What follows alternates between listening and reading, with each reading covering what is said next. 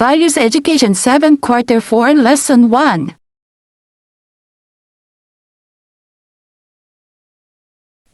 Sa nakaraang aralin ay tinalakay natin ang mahalagang ambag ng kasaysayan sa papapaunlad na pakikipagkapwa. Sagutin ang mga tanong at ibahagi ang tugon sa katabing kaklase.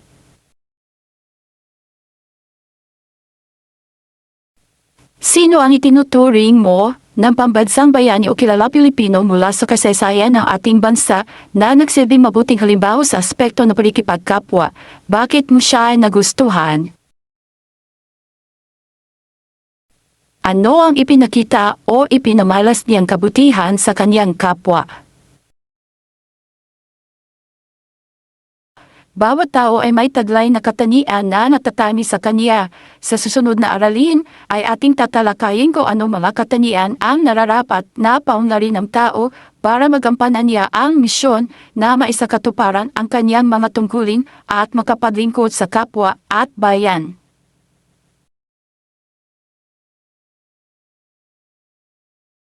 Bago tayo magsimula, magkakaroon muna tayo ng aktibidad.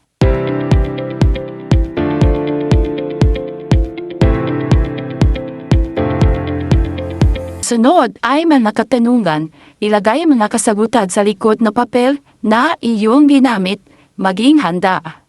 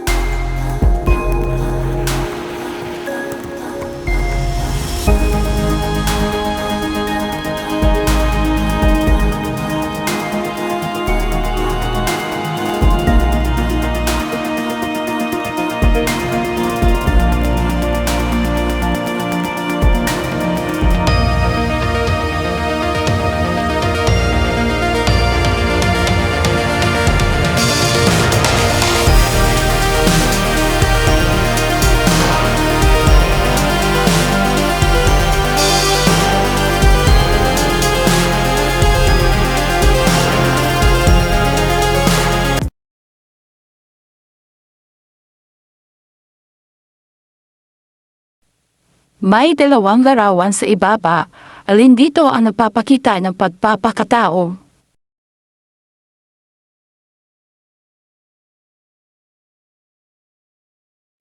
Ayon kay Max Scheller, mayroong tatlong katangian ang pagpapakatao.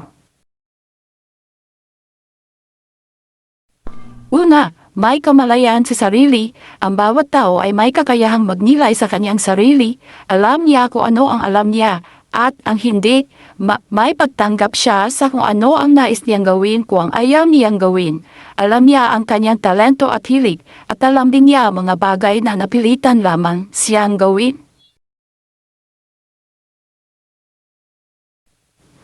Narito ang halimbawang sitwasyon sa paggamit ng kamalayan sa sarili.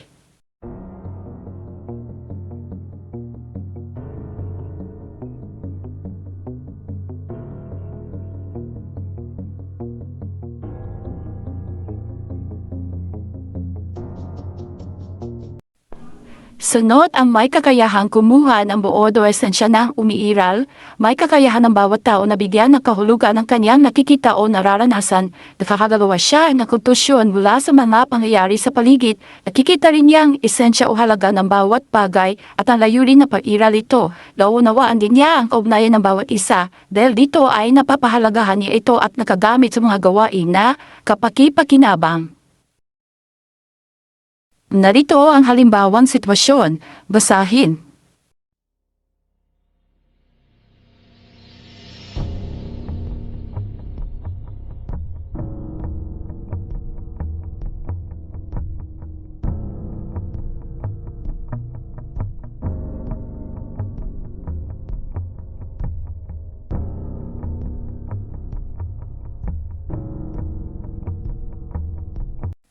At ang huli ay ang umiiral na nagmamahal. Ang huli nito ay sinasabi ng pinakamahalagang katangian ng tao bilang persona. May katayahan ng tao na magmahal dahil ang puso niya ay nakalaang magmahal. Dahil sa pamamahal na ito, nakikita ng tao ang taglay na halaga ng tao, bagay at Diyos. Kadalasan ang pamamahal na ito ang dahilan ng pabibigay na nagmamahal ng kanilang sarili sa kanyang minamahal na walang hinihintay na kapalit. Narito naman ang halimbawa ng umiiral na nagmamahal.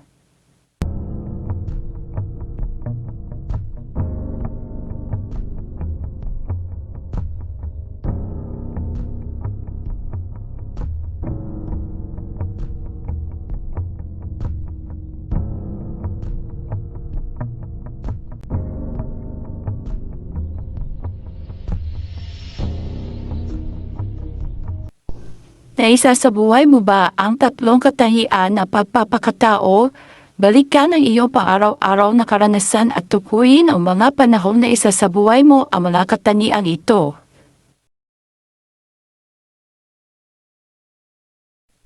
Huwag kalimutan na sagutin din ang tanong na nasa ibaba.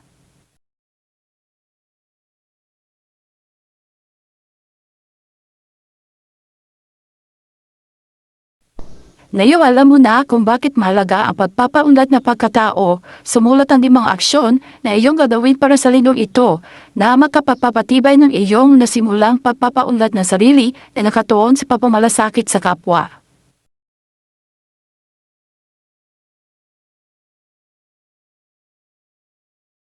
Sagutin rin ang mga sumusunod na mga tanong.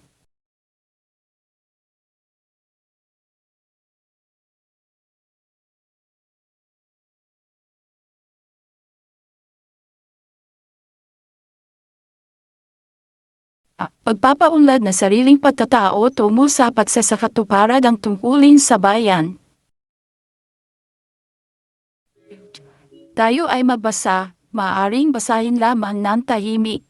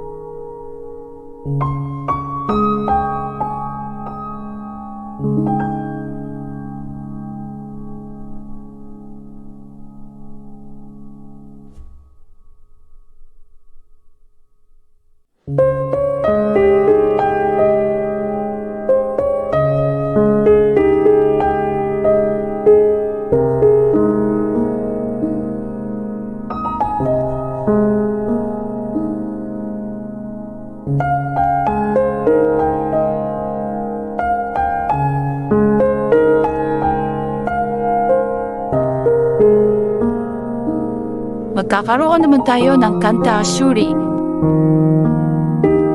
Pumunta lamang sa link na ito. Pagkatapos ay sagutin ang mga katanungan.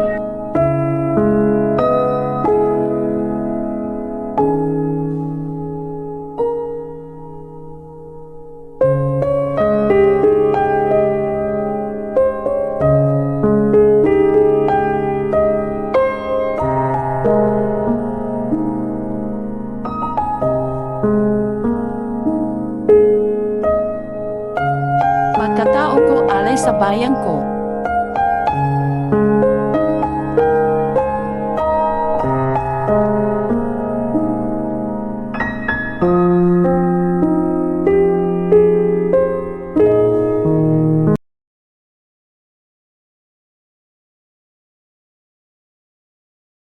Pagsasabuhay na pagpapakatao sa pagtupad ng tungkulin.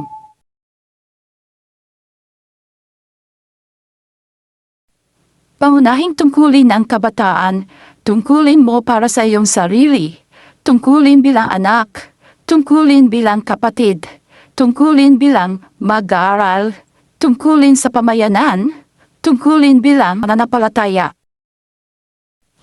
Tungkulin mo para sa iyong sarili, malagang may kamalayan ka sa o ano ang makakabuti para sa iyo, dinangin mo ang iyong talento at hilig, umiwas sa mga bisyo na maglalayo sa iyo sa pagtupad ng iyong mga pangarap. Tungkulin bilang anak, mahalin at tigalan mo ang iyong mga magulang. Isa ito malagang tungkulin na kabilang sa 10 utos ng Diyos. Natural lamang na minsan ay mapagsasabihan ka ng iyong magulang dahil sa iyong pagkakamali. Maaari mo sila suportahan sa pagpaparatili ng iyong tahanan at pagtitipid. Tungkulin bilang kapatid, marahil ay maraming pagkakataon na kayo ay hindi nakakasundo ng iyong kapatid. Normal lamang iyan, gayunpaman, laging isaisip na siya ay iyong kapatid at magiging karamay sa lahat ng oras. Ang kakayahan mo malaman ang kanya pangangailangan ay isang malaking tulong upang siya ay iyong tunay na maunawaan. Tungkulin bilang mag-aaral, pumasok araw-araw sa paaralan, panatilihin mo ang pagnanasa matuto at maisabuhay ang natutuhan, pagyamari na pakikipagkapwa sa pamamagitan ng aktibong pakikilahok sa gawaing papaaralan, sa loob o labas man ng silid-aralan. Tungkulin sa pamayanan, makibahagi sa advokasya ng pamayanan, panitilihin ang kalinisan at kaayusan, sumunod sa mga batas na ipinatutupad. Tungkulin bilang mananampalataya, ang pananampalataya ay magiging matibay kung ito ay sasamahan ng mabubuting gawa. Ang pagmamahal sa Diyos ay pagmamahal sa kapwa, manalangin araw-araw at magpasalamat, laging isipin na ang tunay na pagmamahal ay hindi naghihintay ng kapalit.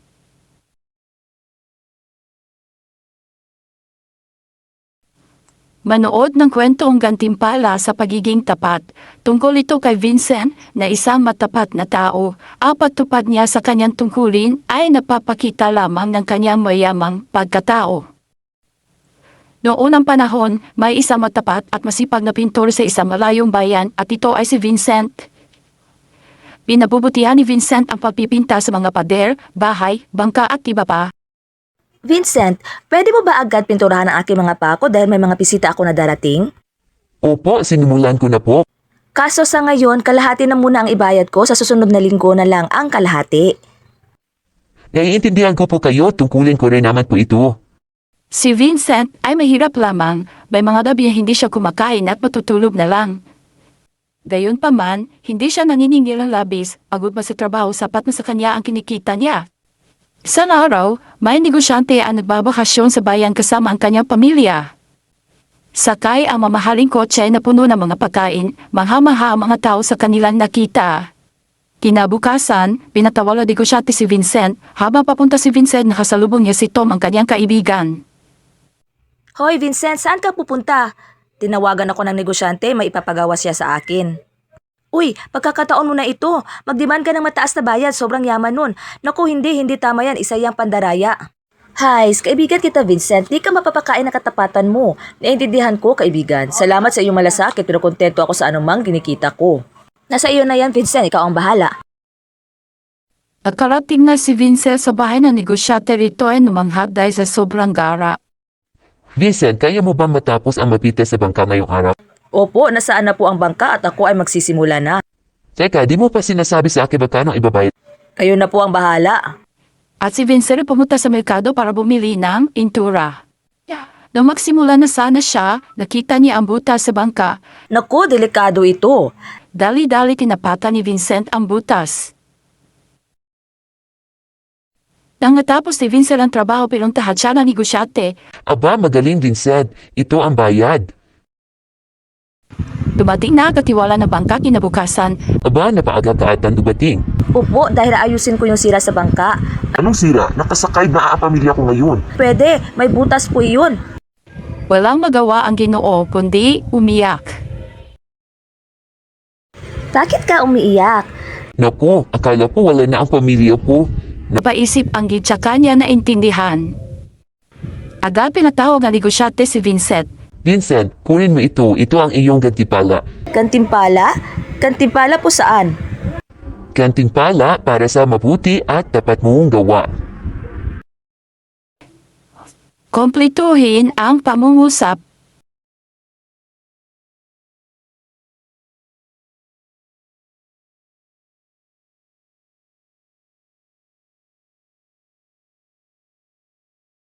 Palagi ang isabuhay at pagpapaunlad ang pagkatao, patuloy na gumawa ng mga paraan upang mapag-ibayo ito.